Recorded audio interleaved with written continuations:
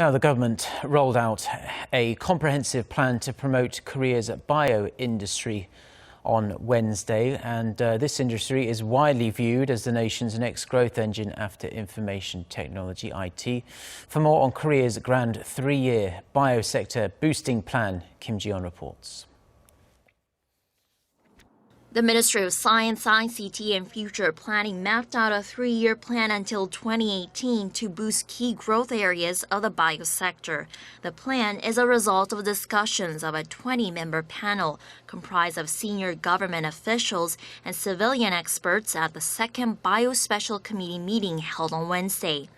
Under the plan, the ministry will set aside more than $109.8 million as R&D investment in the development of new medicine and medical devices and the prevention of the spread of infectious diseases.